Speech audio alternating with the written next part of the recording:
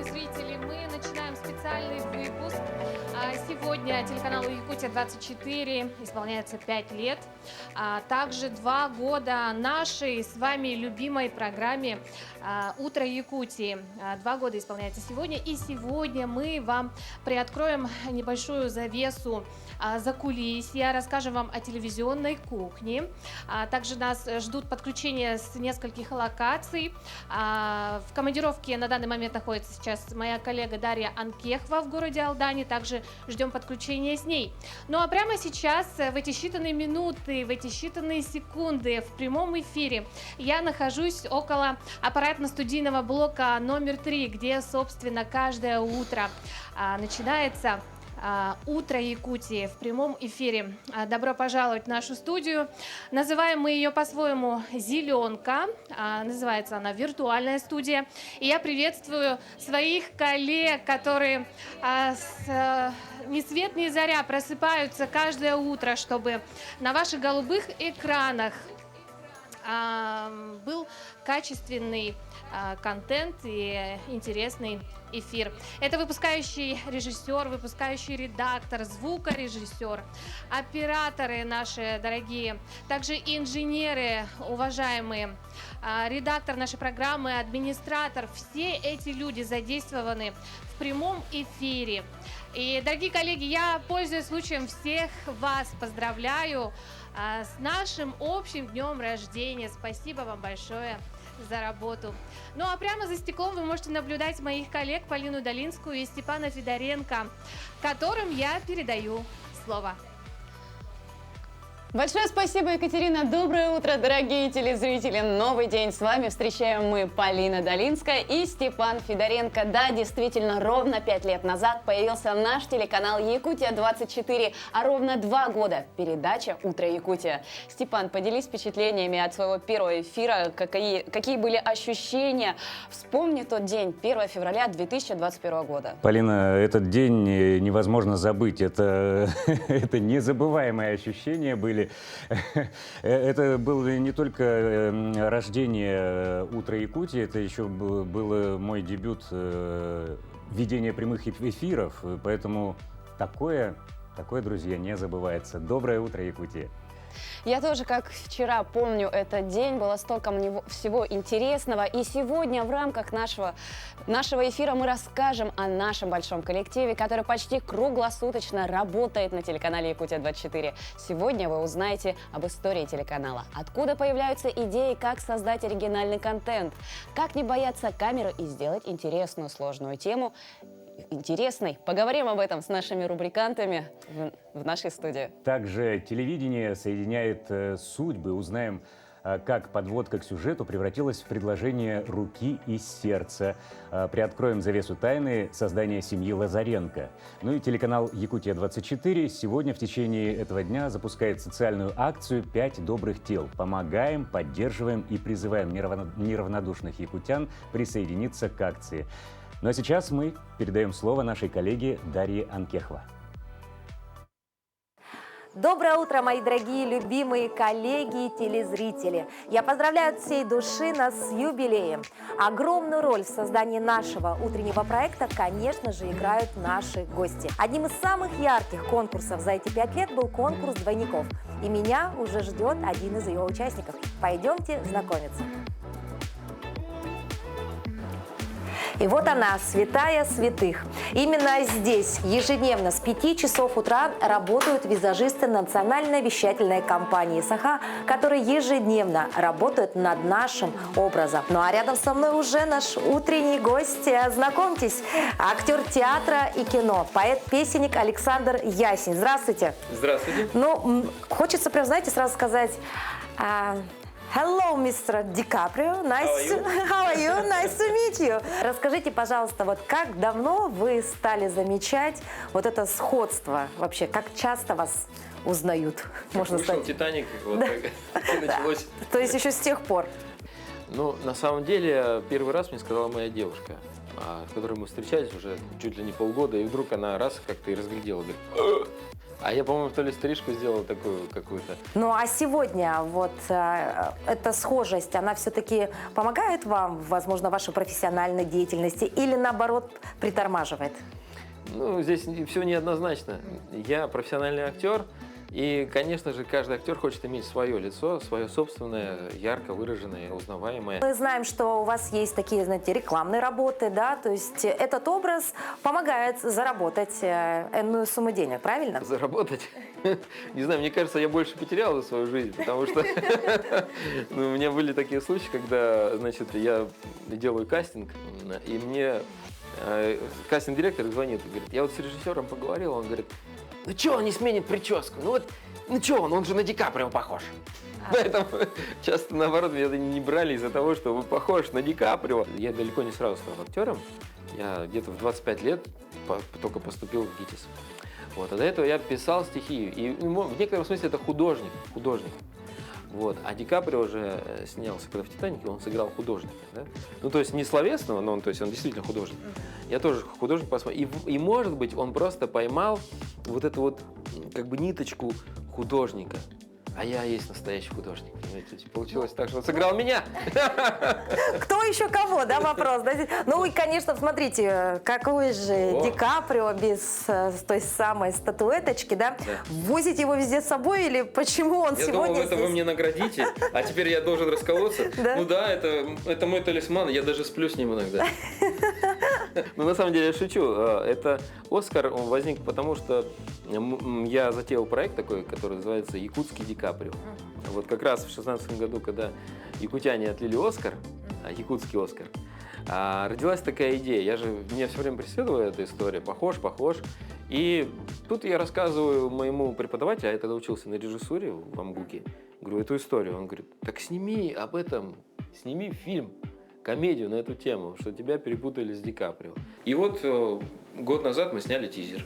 Вот так. То есть Да? есть динамика, да? Да, то есть... динамика есть. Раз в год что-то происходит. Раз в год что-то происходит, да? Осталось найти спонсоров Оскара. Ну, помимо того, что вы талантливый актер, вы также являетесь поэтом-песенником. И я знаю, что у вас есть небольшое такое поздравление для всех телезрителей канала Якутия-24. Да, есть. Можно? Можно. Твои губы близко, так жарко даже слишком. Решиться бы решиться, мне снова это все снится. Помнишь нашу встречу, как все было тогда? Случайно наши взгляды встретились навсегда. Я шепнул тебе на ушко, а может ты мое счастье? Помнишь нашу встречу, как все было тогда? Случайно наши взгляды встретились навсегда. Я шепну тебе на ушко, а может ты мое счастье? Знаешь, Полин, я где-то лет в 13-14 тоже думал, что я очень похож на Леонардо Ди Каприо, потому что у меня были русые волосы и пробор с той же стороны, как у него. Ну а ты как думаешь, наш герой сюжета похож на Я Ди считаю, Каприо? что, может быть, он похож именно из-за того, что у него вот этот вот прищур Ди Каприо, и сразу ты думаешь, это действительно Леонардо в Якутске, или же нет, или же это кто-то шутит над тобой. Но, друзья, кстати, намного позже к нам в гости придет еще одна героиня конкурса двойников, которая похожа на Мэрил Стрип. Посмотрим обязательно. Ну а мы продолжаем показывать вам нашу телевизионную кухню. И прямо сейчас со студии АСБ-4 присоединяется к нам наша коллега Катерина. Ну что, еще раз доброе утро всем нашим телезрителям. С аппаратно-студийного блока номер 3 мы спустились вниз, где создаются и выходят ежедневно, даже ежечасно, я бы сказала, новости, и всегда они свежие. Ну и, конечно, как я уже говорила, работаем мы в прямом эфире, и наши коллеги со службы новостей также выходят в эфир. И рада сегодня пообщаться с Надеждой Саханской, ведущей новостей. Надя, доброе утро, с праздником, с нашим общим, поздравляю тебя. 5 лет телеканалу Якутия-24, сколько из них ты работаешь здесь? Да, доброе утро, коллеги, доброе утро, уважаемые телезрители. В общем-то, это большой праздник. Это, наверное, первый юбилей, который я отмечаю в такой компании. Давайте считать, я пришла сюда весной 2021 года. Получается, уже где-то в марте примерно стукнет 2,5 года. 2,5. Ну, это уже немало, да? Половина, да, того, что мы сегодня отмечаем. Ну, это и интересно, с чего начинаются новости? Новости в первую очередь начинаются с людей, потому что я бы сказала, что это, во-первых, про людей и для людей. Естественно, есть новомодное слово «факт-чекинг», оно называется, это полезная вещь. Всегда надо проверять и перепроверять все то, что происходит не только в республике, но и в стране, и во всем мире. После этого... Вот, например, какой-нибудь спортсмен завоевал награду на соревнованиях. Мы обязательно удостоверяемся, действительно ли это так, в какой дисциплине это было, может быть, в весовой категории. Ну и после, собственно, собираем небольшой текст, в котором кто, где, когда, зачем и почему. И после этого новость, обработанная, уже идет в эфир. То есть только достоверная информация. Естественно, иначе зачем нужны новости, если распространять, простите, фейки? Надя, не могу не спросить, да, про вот эти панорамные окна.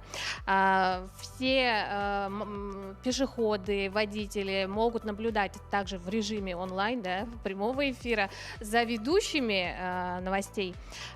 Не мешают ли тебе эти окна, ну, скажем, когда светло, да? Может быть, были какие-то случаи курьезные, кто-то тебе махал, кто-то подавал какие-то сигналы, что-то еще, что-нибудь вспомнишь?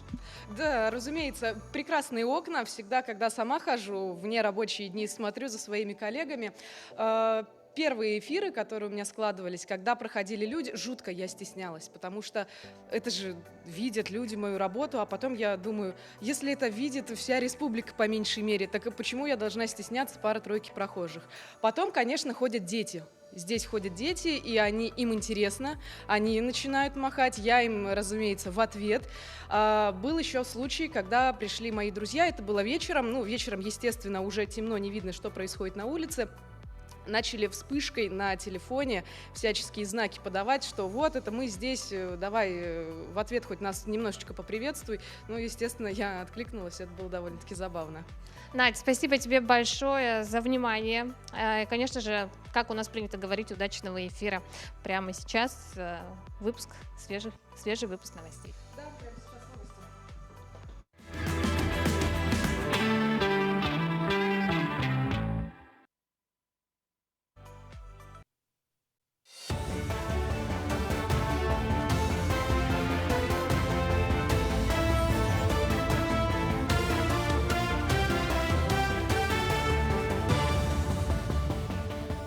Доброе утро, Якутия. Последние новости к этому часу.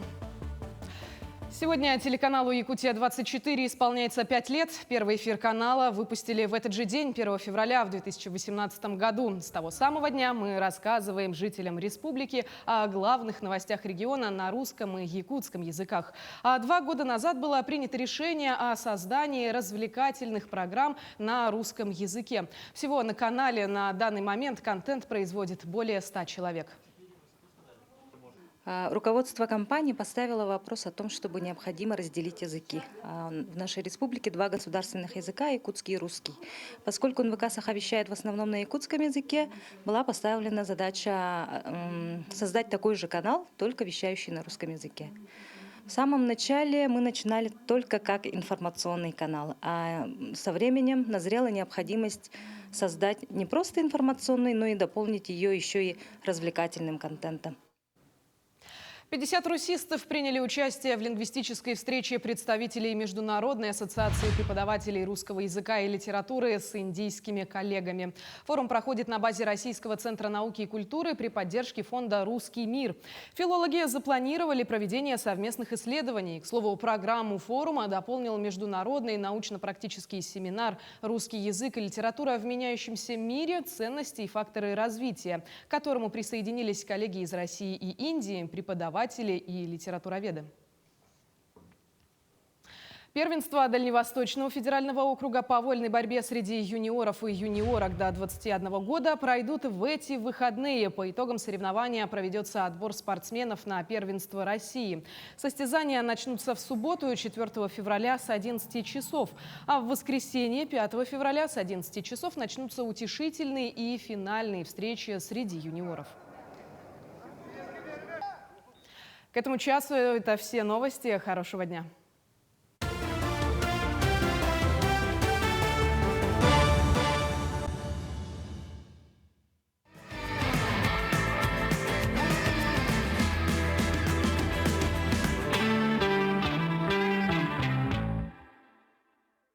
Пять лет в эфире. Информационный круглосуточный канал запустили 1 февраля 2018 года. За эти годы телеканал не только сформировался, но и расширился, вырос в профессиональном и техническом плане.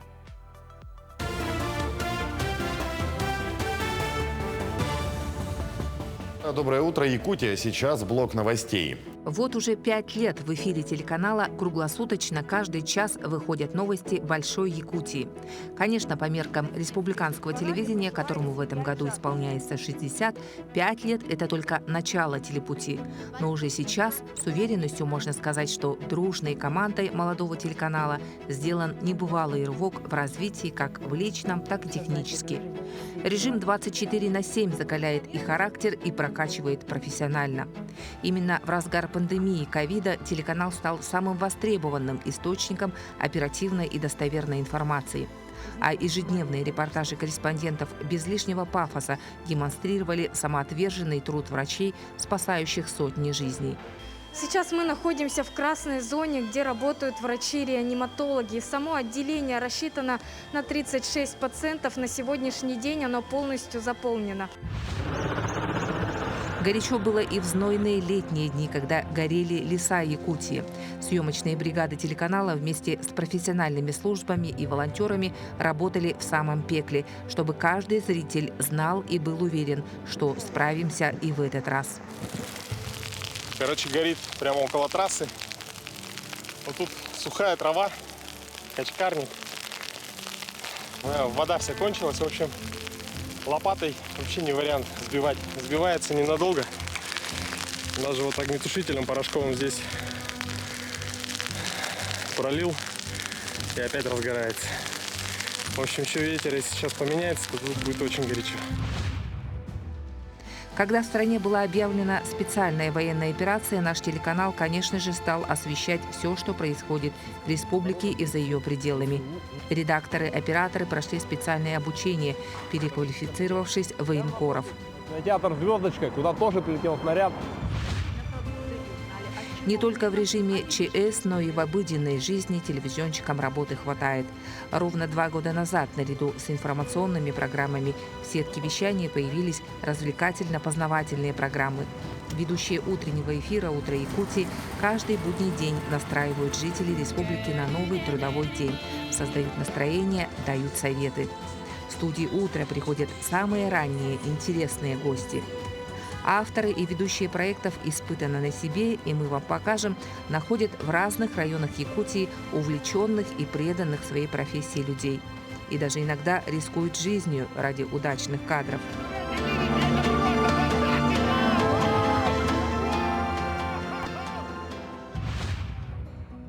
Быть готовым не только к экстриму, но и душевно сопереживать героям программы особо важно в журналистской работе. Ну, больше 50 лет я была ребенком. И это же счастье быть, ощущать себя ребенком, и у тебя есть человек, который тебя безмерно любит. Новые проекты «Мама», «Поговорим», юридическая программа «Территория права» расширили тематический контент телеканала и уже полюбились зрителям. Но за популярностью любого удачного проекта стоит скрупулезная работа целой команды – редакторов, режиссеров, операторов, техников, звукооператоров и многих других, кто всегда остается за кадром. И команда телеканала каждый сезон предлагает своему зрителю все новые интересные проекты. В преддверии юбилея канал провел ребрендинг, чтобы стать еще более узнаваемым и смотрибельным и продолжать творить ради и за зрителя.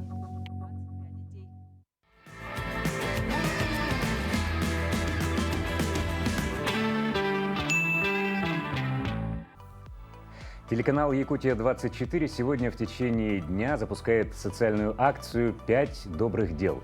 Программа «Утро Якутии» вот уже второй год сотрудничает с Республиканским центром содействия семейному воспитанию. Благодаря рубрике «Пусть мама придет» за 2 года свою семью нашли 30 детей.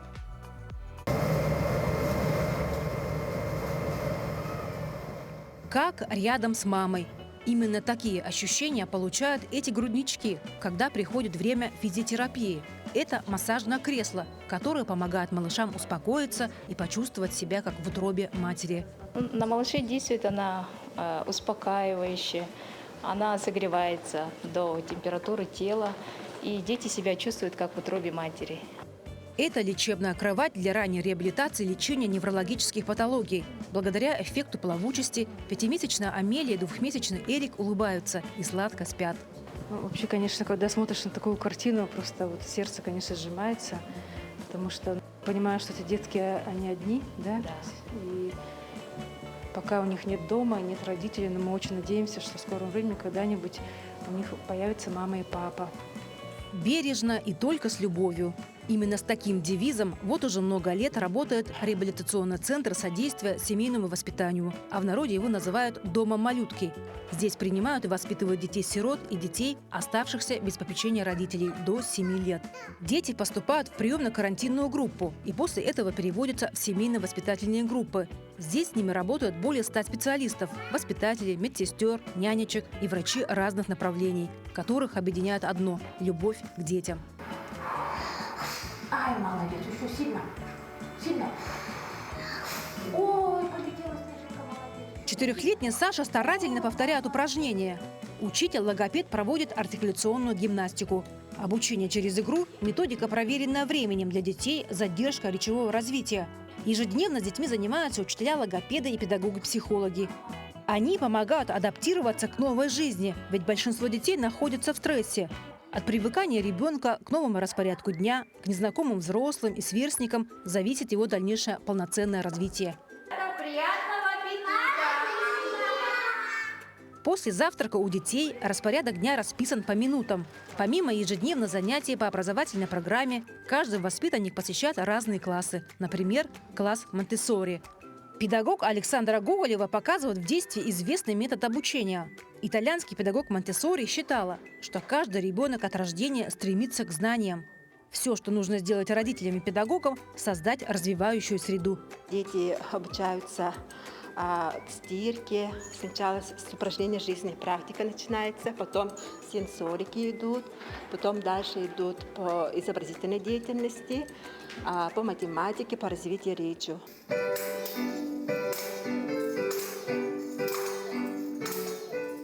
У семейно-воспитательных групп под «Чумучкой» и «Радуга» идут музыкальные занятия. Любовь Алексеевна – педагог с 20-летним стажем. Признается, музыкальные дидактические игры развивают слух и память, моторику и обогащают словарный запас. Приходят ко мне очень осторожно, потому что необычная обстановка, незнакомые люди.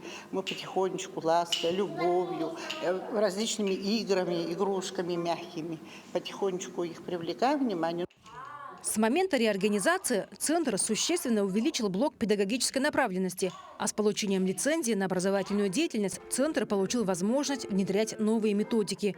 Но главным итогом работы Центра остается одно. Основной показатель работы нашей – это устройство детей в семьи. Там, где возможно вкровные, там, где невозможно замещающие. По движению детей, которые к нам поступают, более 80% детей по итогам прошлого года устраиваются в семьи. Это один из главных показателей работы сплоченной команды единомышленников, которые трудятся в коллективе. Нас почти 140 человек. Программа «Утро Якутии» вот уже второй год сотрудничает с Центром по рубрике «Пусть мама придет». За 2 года свою маму нашли 30 детей. К 5-летию телеканала «Якутия-24» организовала акцию «5 добрых дел», где от спонсора акции «Железной дороги Якутии» были безвозмездно переданы средства на покупку детской мебели, которую, кстати, Центр уже планирует приобрести на этой неделе. каналу «Якутия-24» мы также благодарны. Совместно с фондом «Дети Саха-Азии» у нас действительно проводится на системной основе работа по изготовлению паспортов, видеопаспортов детей, которые имеют статус детей-сирот, детей, оставшихся без попечения родителей. И то движение, которое имеется, и «Утро Якутии», и программа не исключение, безусловно, способствует тому, чтобы дети устроены были в семьи. Ирина Григорьева, Виктор Дьячковский, Якутск. У нас в гостях генеральный директор акционерного общества акционерной компании «Железные дороги Якутии» Василий Владимирович Шимой. Здравствуйте. Здравствуйте. Телеканал «Якутия-24» в день своего рождения запустил своеобразный челлендж. Что-то вроде «5 добрых дел», посвященные 5-летию нашего телеканала. Вы один из первых, кто откликнулся на этот социальный проект и также предложили свою помочь людям, которые в этом нуждаются. Вот расскажите о вашем участии в этом и почему вы все-таки не остались в стороне. Ну, вы знаете, компания «Железные дороги Якутии» достаточно большое предприятие, которое занимается именно социальными вопросами. Это и с точки зрения своего трудового коллектива. И компания проходит через 4 района республики: Нерюнгринский, Хангаласский, Мегнакангаласский и Алданский район. И, безусловно, в каждом районе своя специфика. Это есть сельскохозяйственные районы, есть промышленные районы. В каждом районе с каждым главой администрации у нас соглашены некоторые соглашения о социально-экономическом развитии, которые предусматривают, помимо работы, которая, как и промышленное предприятие, выполняет, еще и поддержка населения напрямую.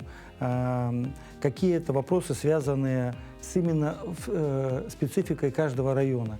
И мы очень много помогаем. Я не буду сейчас рассказывать о конкретных вопросах, потому что получится, что мы хвалимся здесь на той возможности, на том эфире, который сегодня здесь, как бы хвалимся о тех результатах, которые мы в области меценатства достигли. Но главы районов, жители районов многих, зная вот тех районов, в которые мы работаем, знают о тех достижениях, которые мы сделали. Это и детский спорт, и кадетство, и помощь ветеранам, и достаточно большая спортивная программа, которой мы помогаем спортсменам всех уровней спортивных. Очень большая программа. И, конечно, когда ваш очень замечательный канал предложил поучаствовать именно в такой программе, которая будет адресная. И что самое главное, вот мы буквально сегодня определились с той помощью, которую мы вместе с вами окажем конкретным людям, в конкретной ситуации, в которую они попали. И для них это очень важно будет,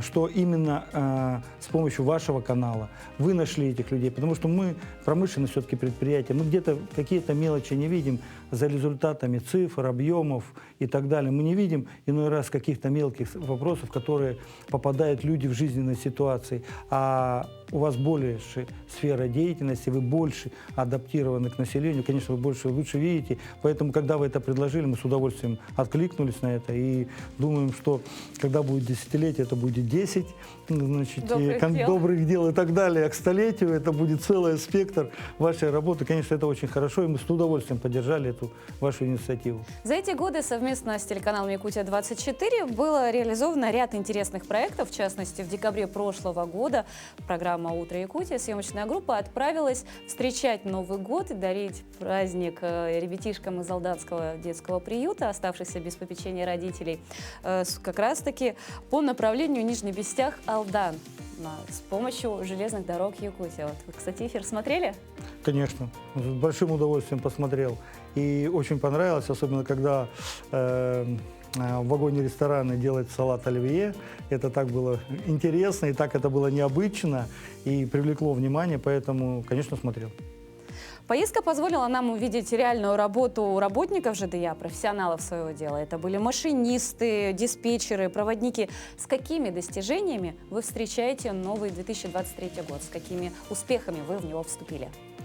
Вы знаете, 22 год традиционно он достаточно неплохо прошел для компании «Железные дороги Якутии», и мы практически по всем позициям увеличили и объемы перевозок, и грузоперевозки, в среднем на 15%. А пассажирооборот увеличили и количество пассажиров почти на 80%. Это, конечно, такие большие успехи, которые, они не создаются на ровном месте. Это вот целое, вы правильно сказали, что вы посмотрели работу машинистов, там, составителей, дежурных дежурных по станции и так далее, пообщались с ними. Вот этот большой тысячный коллектив, который каждый день выходит на содержание, на эксплуатацию железной дороги, везет груз, везет пассажиров, вот он, собственно говоря, и создает вот этот вот успех, который компания каждый год движется. И мы уверенно смотрим в 2023 год, что мы на тех же рубежах, так сказать, и выйдем. Но действительно, 2022 год нам позволил, особенно в пассажирском движении, показать достаточно хорошие успехи. И вот открыты прямые движения на Благовещенск, на Иркутск, очень востребован Владивосток. И мы в этом году, уверенно, мы сделаем все лучше, чтобы пассажиры ехали. Поэтому мы неплохими успехами подошли. Компания и дальше движется вперед. Ну и ваши пожелания нашим телезрителям, нашему телеканалу с нашим первым юбилеем. Очень такой сложный вопрос, но знаете, какое я хочу пожелание вам пожелать, чтобы каждый человек, житель республики, утром проснулся и первым у него желанием включить канал Якутия-24. Потому что чтобы у вас всегда были самые свежие новости, самые креативные. Большое вам спасибо за то, что приняли участие не только в нашем интервью, а также и поддержали наш проект «5 добрых дел». В течение нашего эфира телезрители узнают, кто же станет первым обладателем, кому будет оказана помощь с помощью железных дорог Якутии.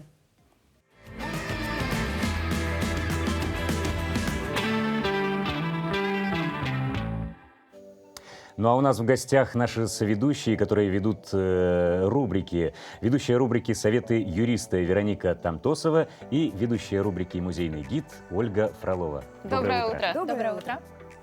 Ну, в этот прекрасный день вы самые первые, можно сказать, наши коллеги, соведущие, помогали нам создавать эфир на протяжении вот этих 2 лет.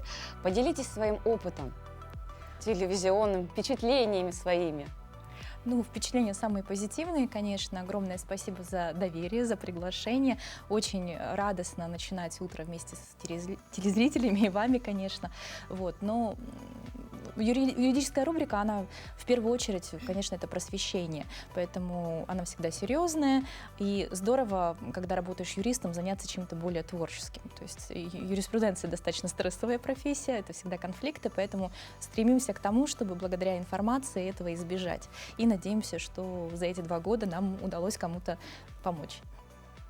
Ну, а я хочу сказать, выразить, во-первых, огромную благодарность от лица Национального художественного музея, от генерального директора, за то, что вы предоставляете такую, я бы сказала, уникальную возможность показать жителям всей Якутии, нашей такой большой, необъятной, показать сокровища, что имеется у нас в главном музее нашей республики.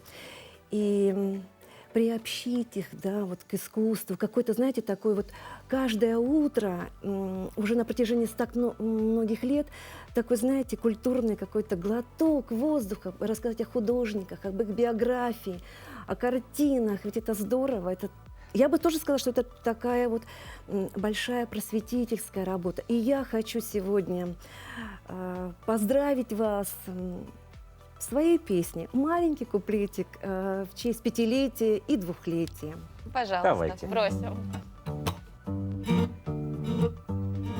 Пусть зима заставляет нас кутаться в шубы и туманом молочным застилает дома. На оконном стекле узором застыли снежинки. Знаю, все неспроста, знаю, все неспроста. Спеленала дороги и души и судьбы. Вы не плачьте, придет еще время любви. Развела все мосты, заковала их в цепи жемчужины. Не грусти, это все до весны, до весны, до весны. Не грусти, это все до весны, до весны. Браво! Это прекрасно. Вы делаете наше утро самым-самым добрым. Кстати, и весна-то замечательным. сегодня уже потихоньку приближается, Уже судя по чувствуется погоде. такой красивый воздух сегодня. И, Девушки, а вот с какими трудностями вы столкнулись, когда стали работать на телевидении? Это же ваш первый опыт? такого формата? Ну, такого формата первый опыт. Вообще, конечно, опыт был. Когда-то давно я начинала утро только на другом нашем телеканале. Вот, это был новый день. Конечно, переформатироваться в профессиональную рубрику было сложнее. В первую очередь, это говорить проще. То есть редакторы постоянно говорят, говорите, пожалуйста, проще, доступнее, понятнее. И ты задумаешься, так, как бы это переложить, чтобы это было вроде бы юридически грамотно, профессиональным языком, но просто и доступно. Еще и в коротком формате, да. И каждый раз вот я спрашиваю, все понятно, особенно попадают наши операторы, которые снимают рубрику, потому что я их спрашиваю, так, скажите, пожалуйста, вот вам сейчас было все понятно? Вы что-нибудь для себя вынесли? Они такие, да, все нормально, все хорошо, не волнуйтесь, все понятно. Мы даже узнали что-то новое. Я такая, ну, слава богу, значит, все не зря. Если понятно одному, значит, все остальные тоже что-то для себя подчеркнут. Я думаю, это совершенно правильно, что нужно простым языком, да, у нас же тоже там искусствоведческий текст, да. Но для меня как бы не было так сложно, да. Ну, тоже очень давно уже ведем. Это была раньше рубрика, она называлась не музейный гид, а истории в багете, да, и как-то... Вот знаете, чем это хорошо? Тем, что мы сами начинаем много узнавать о своей коллекции. Представляете, если еженедельно готовить материал, и нужно тоже его подавать более просто, более понятно, чтобы люди влюблялись в эту картину, в этого художника. Но это здорово, что мы сами работаем, мы, думаю, будем продолжать. И Здорово, что с вами работаем. Да, это замечательно. Думаю, что будем продолжать. Большое вам спасибо за нашу совместную работу, ну и ваши пожелания нашим телезрителям, нашему телеканалу. Давайте начнем с коллеги, потому что да. не просто, еще и подарки. Да, у нас сегодня подарки от Национального художественного музея. Здесь календари квартальные, которые очень нужны, с работами академика Афанасия Николаевича Осипова. Да. И, конечно же, у нас приезжала Третьяковская галерея. И здесь невероятно очень красивый каталог «Сокровища Третьяковской галереи». Ну, это вам, каждому ведущему и, конечно же, директору. Спасибо большое. Спасибо большое. Ну и пожелания, конечно, хочется, чтобы вы дальше развивались, чтобы были такими же цветущими, молодыми, поднимали настроение. И мы вместе с вами каждое утро. Спасибо. Большое спасибо. Мы точно знаем, как правильно начать день. Каждое утро мы стараемся дарить вам хорошее настроение и заряд бодрости. Сегодня «Утро Якутии» принимает поздравления в честь 2-летия программы. Спасибо, что на протяжении этого времени вы преданно просыпаетесь вместе с нами. Мы рады делиться с вами полезными советами, удивительными историями и дарить особенную домашнюю атмосферу. Ради всего этого команда «Утро Якутии» просыпается ни свет ни заря. О самых интересных деталях телекухни и о нашем выпускающей команде в материале Катерины Винокуровой. Когда город засыпает, просыпается... Нет, не то, что вы подумали. Это работники «Утра Якутии». Я каждое утро, когда начинаются утренние эфиры, открываю и боюсь, что кто-нибудь проспит, кто-нибудь не встанет, не придет. Поэтому это больше такое переживание за всех, за корреспондентов, за ведущих, за гостей даже. Вот с утра как прям шпионка начинаю открывать WhatsApp и смотрю, кто встал, кто вовремя приехал, кто вовремя уехал, кто во сколько уснул. Первым приходит на работу и уходит последним. Шеф-редактор – человек, на котором завязан весь рабочий процесс, начиная с верстки, планирования, работы с ведущими, с гостями, с наполняемостью эфиров и взаимодействия с другими членами команды. В своей руке, да, в своем кулаке держит вообще весь народ, от которого зависит вообще вся работа. Но несмотря на то, что мы очень рано встаем, мы ранние пташки же.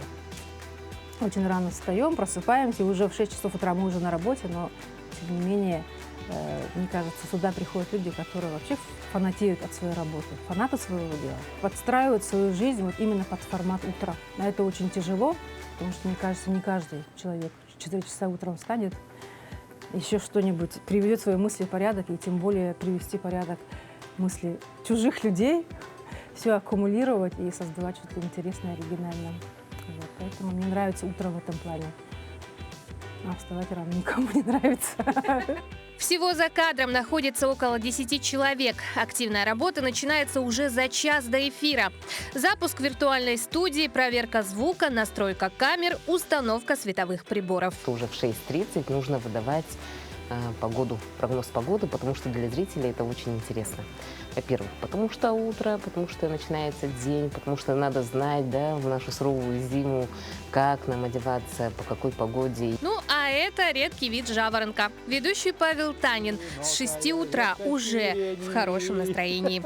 У тебя на столе стояла, я твои целовал колени. Доброе утро! Доброе утро! Доброе утро! Доброе утро, дорогие телезрители! Мы приветствуем всех, кто сейчас находится по ту сторону экрана. С этих слов продолжается целый час непрерывной работы в прямом эфире.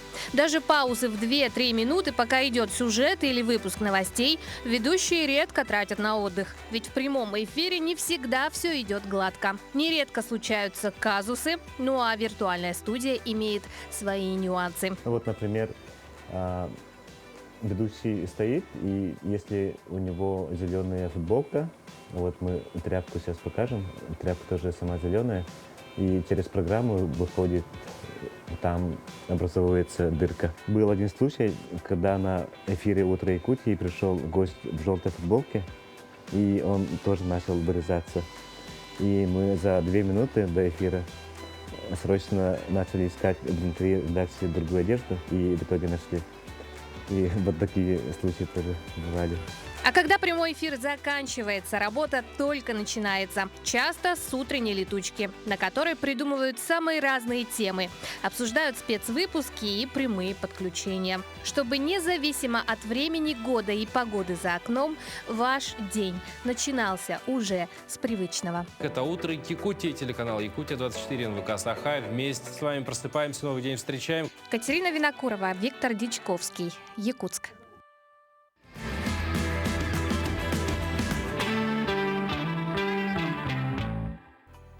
В настоящее время телевидение очень глубоко укоренилось в повседневную жизнь человека.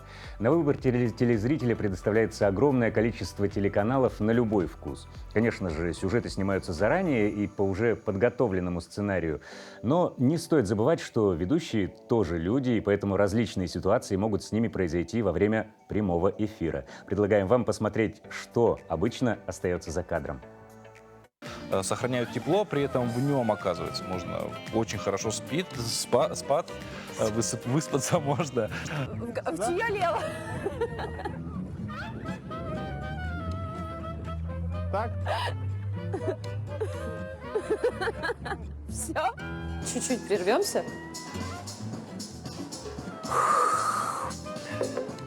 Напился и улетел. Кто? Комар. Мы продолжаем наш эфир.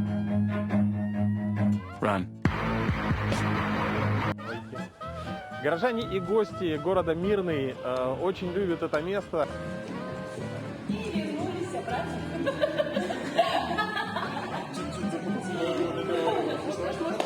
Посуда для ужина, жирафик плюшевый, мне очень нужен он. Не-не, вот так вот. Чикапом, чикапом. Я поехала на столичку, и он мне сделал... Я первый раз в жизни вижу набойку, видишь, из чего? Из меди или что это? В едином регистре. Если вдруг у человека не будет вакцинации... Прошу прощения. Можно я пойду сейчас прокашляюсь?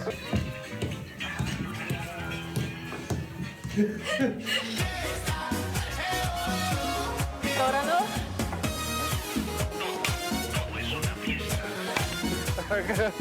Я уже запутался. Нам нужно просто повторять движение, да? Да. Вероятно, да.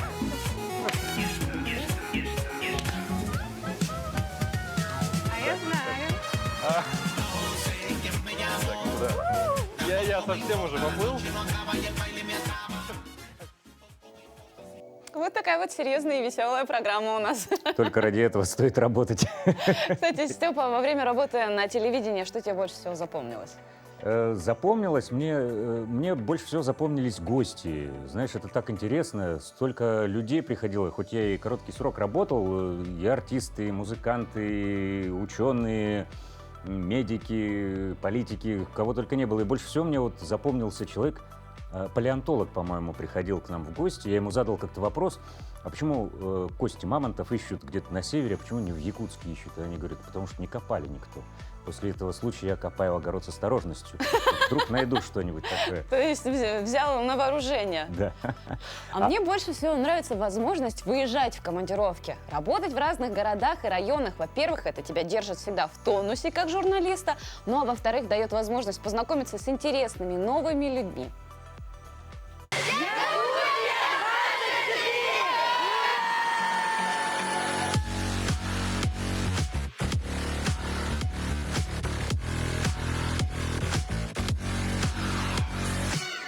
Утро Якутии в одном из самых отдаленных арктических районов. Все кадры со слета оленеводов на вес золота. Момские хребты, эксклюзивная локация, интересные герои села Сосыр. Момский район считается одним из самых красивых, но одним из самых труднодоступных северных районов. Почти 400 километров от центра Хану нужно проехать по автозимнику. Но трудная поездка стоила того, чтобы увидеть, как красиво встречают весну оленеводы в Арктике.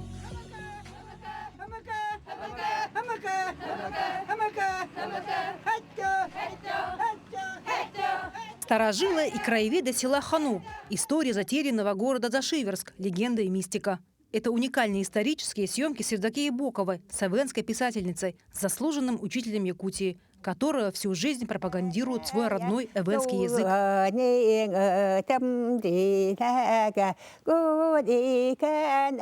В Момском районе команда «Утро Якутии» проехала почти 800 километров, чтобы увидеть, снять и рассказать. Такие командировки для журналистов как глоток свежего воздуха. Это и приключения, полезный опыт и даже проверка на прочность. Не видно, и это очень опасно для того, чтобы машины просто туда проваливаются. Вы это все видели сейчас своими глазами. За эти годы «Утро Якутии» помогали зрителям открывать новые места и города. Команда выезжала в разные командировки на поезде, на самолете и даже на буране, чтобы показывать, рассказывать и вдохновлять. Мирный, Нирингри, Алдан и Ленск.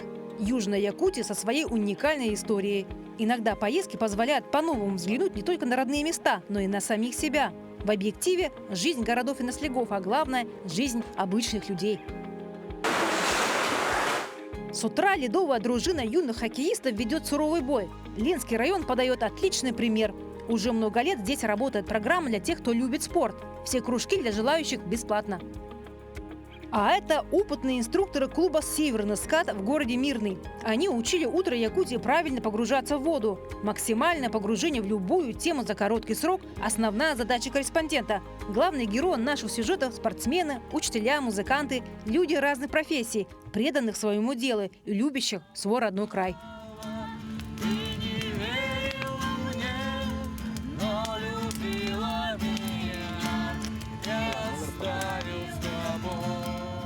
Село Еланка находится на юго-центральной части Якутии, на левом берегу реки Лены. Места нетронутые, почти заповедные. Еланка известна благодатной землей и красивейшей природой. Жизнь в деревне началась 175 лет назад, когда была заложена станция на Иркутско-Якутском почтовом тракте. И здесь мы обследовали новые туристические маршруты, занимались скалолазанием и даже успевали порыбачить. Впечатления от поездок мы превращали в пищу для творчества.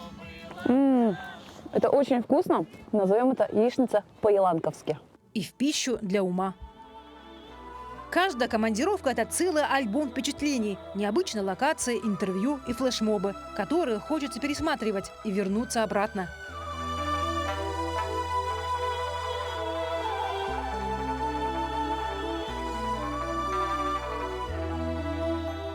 Меняются города и меняются съемки. Но все эти годы «Утро Якутии» была всегда со своими телезрителями. Благодаря программе мы веселили и сопереживали, учили и учились, удивлялись и заставляли задуматься. А главное, мы всегда поднимали и поднимаем планку как можно выше. Но дороже всех для нас были и остаются внимание и любовь своих телезрителей, которые всегда улыбаются и говорят «С добрым утром, Якутия!».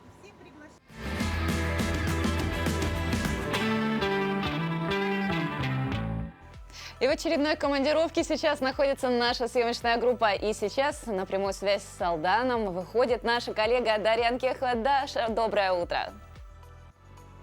Доброе утро, Полина! Доброе утро, Степан! Доброе утро, телеканал Якутия-24. Я поздравляю всех с юбилейной датой. И сегодня я нахожусь в командировке в прекрасном городе Алдан. И рядом со мной уже с утра находится директор Республиканской спортивной школы Олимпийского резерва по лыжному спорту Максим Валерьевич Скупой. Максим Валерьевич, доброе утро! Доброе утро, Дарья! Доброе утро, дорогие телезрители! Я вас от всей души поздравляю с юбилейным годом Якутии-24. Желаю вам дальнейшего развития, интересных, увлекательных репортажей. Спасибо большое. Максим Валерьевич, мы неспроста сегодня решили именно с вами поговорить, потому что мы знаем, что для Алдана этот год также юбилейный. И не только для Алдана, но также для вашей спортивной школы. Да, действительно так. В этом году нашему городу Алдан исполняется 100 лет. Весь год это будет проходить разные мероприятия интересные, в том числе и спортивные. Также и 10 лет нашей школе Олимпийского резерва по лыжному спорту. В апреле мы также будем отмечать этот юбилей. Но очень интересно, как же отмечают вот такие юбилейные даты спортивная часть такого замечательного города, как Алдан. В этом году у нас впервые за много лет возобновлена спартакиада трудовых коллективов по инициативе администрации Алданского района. Сейчас все трудовые коллективы готовятся, так же как и я, ходят с утра, тренируются, чтобы достойно выступать на соревнованиях нашего алданского уровня. Именно поэтому сегодня с 7 утра вы находитесь здесь, да, в бассейне? Да, именно поэтому приходится поддерживать себя в форме. Но это очень, на самом деле, важно, и это очень хорошая инициатива, хороший пример для других. Это спартакиада трудовых коллективов в нашем районе. Но вообще вы являетесь же коренным жителем города Алдан, правильно? Да, конечно, безусловно. Да. То есть для вас вообще вот вы можете как бы сравнить, да, как развивался спорт тогда и как развивается спорт сегодня? Конечно, я хочу похвастаться, что теперь у нас практически в Алдане, в Алданском районе есть все, начиная от бассейна, заканчивая горнолыжным спуском. В этом году введен новый ледовый дворец. То есть всем детям, которые у нас живут, на самом деле есть чем заняться. Вообще, а вот для вас вообще спорт, вот говорят все время, о, спорт, ты жизнь, да? Без спорта жить невозможно, да? Вот если сейчас посмотреть назад, посмотреть на сегодняшнее, да, развитие спорта, вот вы считаете, что все-таки спорт это что? Спорт, ну вы правы, спорт это жизнь. Вот, например, для наших спортсменов, для наших биатлонистов, которые у нас являются лидерами спортивной жизни, да, Алданского района, лыжники, биатлонисты, спорт это уже и жизнь, и работа. 2 спортсмена нашей школы сейчас уже в сборной команде страны, поэтому для нас спорт это жизнь. А жизнь это спорт. А жизнь это спорт. Спасибо большое, Максим Валерьевич. Дорогие друзья, ну а я должна ехать дальше, потому что мы едем в поселок Нижний Куранах. И не просто так. Мы будем снимать очень интересный проект, который скоро вы увидите на своем телеэкране. Полина, Степан, вам слово. Спасибо, Дарья. Желаем тебе удачно съездить в Нижний Куранах. Ну и ждем тебя, конечно, с интересными кадрами. Браки заключаются на небесах, а иногда и на работе. Именно так и произошло с Ириной и Иваном Лазаренко. Нашими коллегами служебный роман привел наших героев в ЗАГС. О том, как бывшие коллеги стали одной семьей, в сюжете Ирины Ждановой. Вы смотрите программу «Якутия. День за днем». Меня зовут Иван Лазаренко, и вот о чем мы расскажем сегодня. Велосипедная разметка на тротуары Нерингри была нанесена совсем недавно. Работа на телевидении не только интересна и познавательна, для кого-то и судьбоносна. Ирина и Иван знали друг друга только как коллеги. Прямые эфиры, согласование материалов и все это на расстоянии. Но первая встреча определила их уже совместное будущее. Через 1,5 месяца после того, как мы с Ваней в первый раз увидели друг друга, он сделал мне предложение. Не скажу, что это было такой большой неожиданностью. Дело было всего лишь, где и как это произойдет. А официальное предложение он мне сделал онлайн. То есть он подал заявление, и мне в почте пришло приглашение. Иван Лазаренко приглашает вас на регистрацию брака. Вот здесь, да, вот здесь я уже удивилась. Симпатия, возникшая в первую встречу, оказалась взаимной. И уже не возникало сомнений в том, что решение было принято верно. После того, как я ей сделал предложение, на завтра она мне сделала предложение. Как это выглядело? Это выглядело просто потрясающе. Мы были гостями на свадьбе. Ира поймала букет невесты, отобрала у тамады микрофон и во всеуслышание спросила: «Ваня, ты будешь моим мужем?» Друзья и коллеги поддержали пару, потому что общие интересы, работа и нежные отношения говорили о том, что они созданы друг для друга. Иван и Ирина, я так понимаю, что они нашли друг друга, потому что сыграть свадьбу там, в такой короткий срок, там, да, буквально через несколько месяцев после знакомства, ну, это говорит только о том, что действительно люди делают этот шаг осознанно и идеально друг другу подходят. Сразу же после свадьбы Иван переехал из Якутска в Нерюнгри и стал членом большой и дружной семьи. Вообще мама у нас очень общительная, коммуникабельная, любит все время ходить на разные развлечения, но она также и хорошая хозяйка, ей хочется тепла, любви, поэтому мы были очень рады, когда узнали, что она нашла свою любовь. Мама больше всего готовит, а Ваня помогает. Вчера Ваня сделал очень вкусный плов, который мы вместе съели. Вот так служебный роман перерос в большое и крепкое чувство. За короткий срок жизнь Ивана и Ирины кардинально изменилась, став для многих примером того, что для любящих людей нет ни преград, ни трудностей. Ирина Жданова, Вадим Барашков, Нерюнгри. Действительно, очень трогательная и такая душевная история. Мы очень рады за наших коллег и желаем им семейного благополучия и интересной творческой работы. Кстати, что касается нашей работы, то работа на телевидении, она специфическая. Работа корреспондентов и ведущих, она связана с тем, что мы работаем в прямом эфире, выходим с разных локаций. И наша коллега Катя уже на другой локации готова к нам присоединиться. Катя, еще раз доброе утро. И снова доброе утро, дорогие телезрители. Буквально несколько минут назад мы были в телекомпании. Ну и вот вся прелесть прямого эфира в том, что мы можем с одного места очень быстро, если ничего нам не мешает, не препятствует, оказаться в другой точке города. И прямо сейчас мы находимся в кофейне Travelers Coffee. Рядом со мной ведущий бренд-шеф кофейни Travelers Николас. Николас, доброе утро. Скажите, с чего начинается ваше утро и во сколько оно начинается? Ну, мое утро во сколько начинается? Я просыпаюсь в 6 утра, небольшая зарядка, выпиваю дома кофе и мчусь как раз на работу в свое заведение, в котором я веду их, и занимаюсь уже подготовкой завтраков, вкусовых качеств, провожу блокиражи, провожу с ребятами некоторую пятиминутку, и мы начинаем в 8 утра, уже ждем гостей и ждем всех на завтрак. Ну, мы знаем, что в 7 часов и даже в 7 часов другой филиал в 7:30 открывается. Да, на Кирова в 7 часов открывается. Чем известна кофейня Travelers? Это своим бодрящим кофе ароматным, конечно же, ну и завтраками. Конечно. Какие виды завтраков вы предлагаете своим гостям? Ну, в данный момент у нас много видов завтраков есть, но самый популярный сейчас является шеф-завтрака от бренд-шефа Николаса. Это где входит сборный завтрак, самый, как говорится, фирменный от шефа. Есть русский завтрак, есть немецкий завтрак с купатами нашего производства, и также есть турецкий завтрак. Потому что есть люди, которые много путешествуют, но хотят чувствовать себя не только, они хотят, поехав в Турцию куда-то, они хотят приехать и тоже почувствовать те же вкусы. Мы стараемся делать на удовольствие, на уровень всем нашим гостям, чтобы им было приятно. Большое разнообразие завтраков. Действительно, даже по дороге на работу можно забежать в один из филиалов Travelers, да, а их 4 в нашей столице, хочу отметить, и встретить утро трапезой очень вкусной. Да. И бодрящим кофе нашим. Николас, скажите, вы у нас в Якутске по контракту, по договору, да? Да, да. Находитесь, вот бренд-шеф. Есть у нас также в «Утро Якутии» такая рубрика, как профессия, моя профессия.